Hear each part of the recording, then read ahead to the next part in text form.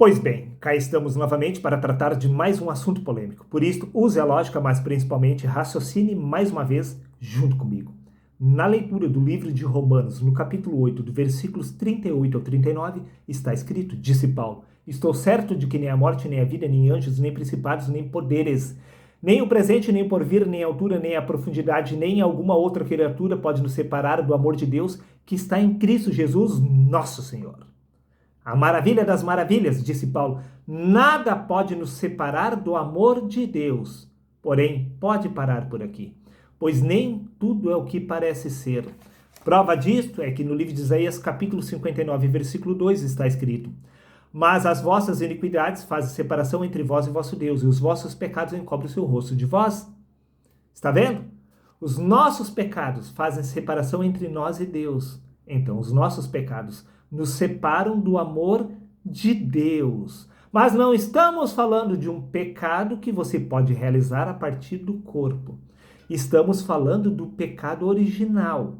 É o pecado original que faz separação entre o homem e Deus, não os seus pecados relacionados ao seu corpo. Prova disto que no livro de Salmos, capítulo 51, versículo 5, está escrito: eis que em iniquidade fui formado, em pecado me concebeu a minha mãe. Você já nasceu em pecado, você já nasceu separado do amor de Deus. Por isso que nada pode te separar do amor de Deus, porque você já está separado do amor de Deus desde o nascimento.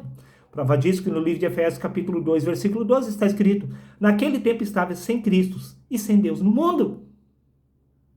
Não é o pecado que você realiza a partir da carne que faz separação entre você e Deus, e sim o pecado original, conforme consta no livro de Romanos, capítulo 5, versículo 12, pelo que como por um homem entrou o pecado no mundo e pelo pecado a morte, assim também a morte passou a todos os homens. Por isto é que todos pecaram.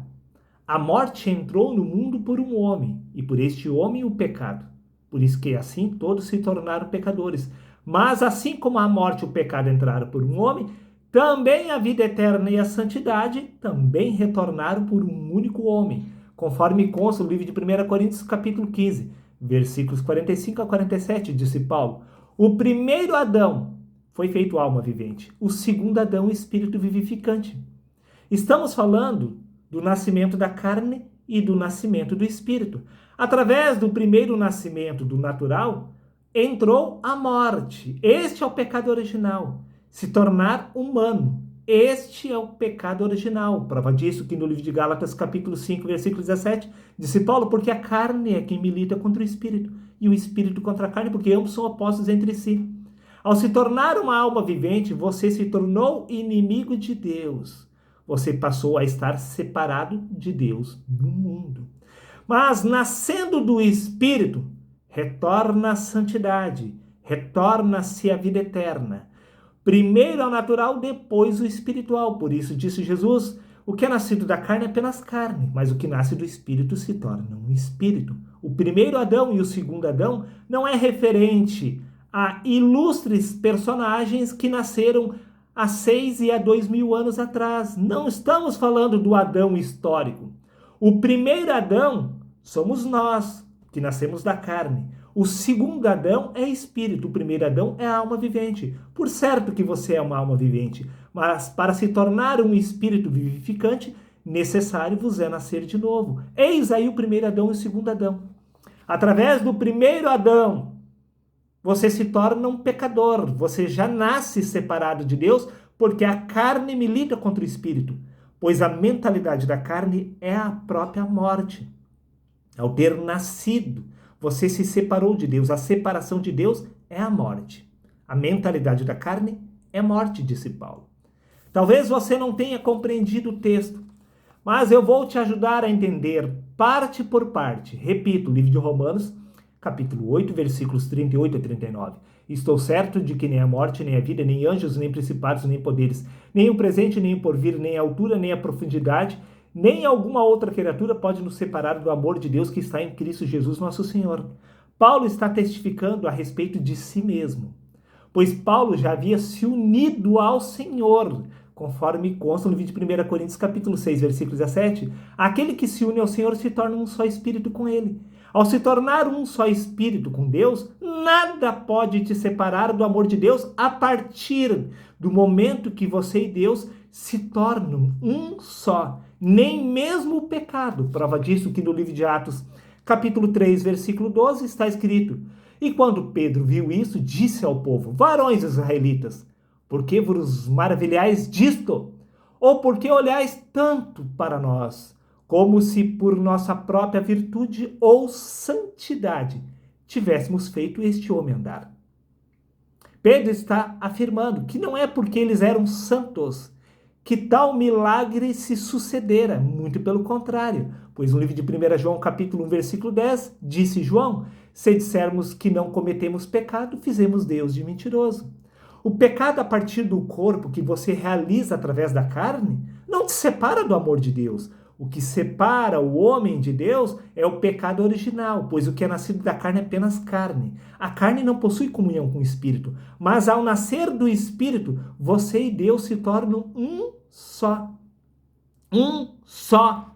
Prova disso, meu amigo, é que no Evangelho de Mateus, capítulo 19, versículos 5 e 6, está escrito: E disse: Por esta razão o homem deixará pai e mãe e se unirá à sua mulher, e os dois se tornarão uma só carne. Assim, eles já não são dois, mas sim uma só carne. Já não são dois, mas uma só carne. Portanto, o que Deus uniu, ninguém separa. Mas disse Paulo, no livro de Efésios, capítulo 5, versículos 31 a 32, por isso deixará o homem seu pai e sua mãe e se unirá à sua mulher, e serão os dois uma só carne. Grande, porém, é este mistério, disse Paulo, contudo me refiro à união entre Cristo e a igreja. É uma representação da união do homem com Deus, pois quando o homem se une a Deus, ambos se tornam um só espírito. Esta união ninguém pode separar, mas a união do casamento de um homem com uma mulher aqui na terra, podemos averiguar que há muitas traições e adultérios que separam, muitas mulheres que separam casamentos e homens que separam casamentos aqui na terra. Mas a união entre Deus e o homem, ninguém pode separar. Grande é este mistério, disse Paulo, contudo me refiro à união entre Cristo e a igreja, a união entre Deus e o homem, conforme consta no livro de Isaías, capítulo 54, versículo 5, porque o teu Criador é o teu marido, o Senhor dos exércitos é o teu nome. O nome de Deus, o Senhor dos exércitos, é o nosso marido. Por isto, existe essa representação nas Escrituras que nós somos a noiva do Senhor. Por isto, no livro de Gálatas, capítulo 4, versículo 19, está escrito: meus filhinhos, por quem de novo sinto as dores de parto, até que Cristo seja formado em vós. Você irá dar à luz ao Filho de Deus, simplesmente porque você irá se unir ao Senhor. Ao se unir a Deus, que é o teu marido, você e ele se tornam um só. Então, nada pode separar o homem de Deus, nada pode separar o amor de Deus do homem, a partir do que o homem se torna um com Deus. Nem mesmo o pecado da carne. Não é porque os apóstolos eram santos que eles realizavam milagres, muito pelo contrário. Era porque eles e Deus haviam se tornado um só, conforme consta no livro de Atos, capítulo 2, versículos 22. Israelitas, ouçam essas palavras: Jesus de Nazaré foi aprovado por Deus diante de vocês, por meio de milagres, maravilhas e sinais que Deus fez entre vocês, por intermédio dele, como vocês bem sabem. Pergunta: como exatamente foi que Jesus realizou milagres aqui na terra? Porque antes dos 30 anos ele não realizou milagre algum. Quando foi que Jesus passou a realizar milagres? Somente quando ele e Deus se uniram. Então ambos se tornaram um só. Isto ocorreu lá no batismo, quando o Espírito de Deus veio sobre Jesus. Ambos se tornaram um só, conforme consta no Evangelho de João, capítulo 14, versículo 10. O Pai que está em mim é quem realiza essas obras. Quem estava realizando as obras, os milagres, não era Jesus, era este Espírito de Deus que havia descido sobre ele. Então, ele e Deus haviam se tornado um só, conforme consta no livro de Atos, capítulo 1, versículo 8. Recebereis poder ao descer sobre vós o Espírito Santo. Foi exatamente isso que ocorreu com Jesus lá no batismo. Ao descer o Espírito Santo sobre ele, ele e Deus se tornaram um só. conforme consta no Evangelho de João, capítulo 15, versículo 5, sem mim nada podeis fazer. Sem o Espírito Santo, você não pode fazer absolutamente nada. Por isso que Jesus nunca realizou milagre algum antes dele e Deus terem se tornado um só. Nada pode separar exatamente o homem de Deus ou o amor de Deus para com o homem, a partir do momento que o homem e Deus se tornam um só. Pois, repito mais uma vez, o homem já nasce separado de Deus, ele já nasce em pecado. Pois em iniquidade fui formado.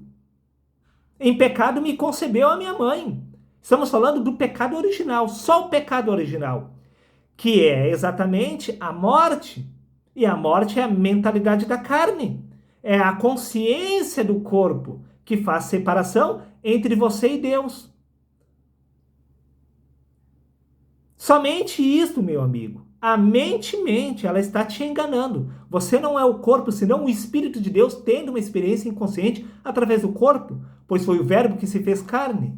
No Evangelho de João, capítulo 14, versículo 12, está escrito: em verdade lhes digo que aquele que crê em mim fará também as obras que eu faço. E fará coisas ainda maiores do que essas, porque eu vou para junto do meu Pai. Nós podemos realizar os mesmos milagres que Jesus, não porque nós não somos pecadores, porque se dissermos que não temos pecados, fizemos Deus de mentiroso. O pecado não pode separar de Deus, não o pecado que você realiza através do corpo, não uma mentira ou um adultério. O que separa o homem de Deus é o pecado original. Pois a partir do pecado original, você acredita ser o corpo e a consciência do corpo. E é justamente a consciência do corpo que te separa da sua verdadeira identidade espiritual. Pois a sua verdadeira vida é espiritual, nada tem a ver com fôlego de vida. Livro de 1 Coríntios, capítulo 6, versículo 17. Aquele que se une ao Senhor se torna um só espírito com ele.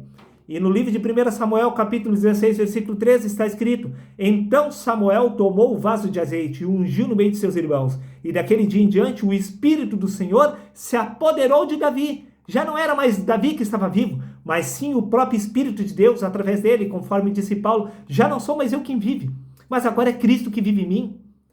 A união que ocorre entre Deus e o homem passa-se a agir o Espírito de Deus a partir do homem. Já não é mais o homem que está vivo, mas sim o próprio Deus. Por isso disse Jesus: já não sou eu quem realiza as obras, mas é o Pai que realiza através de mim.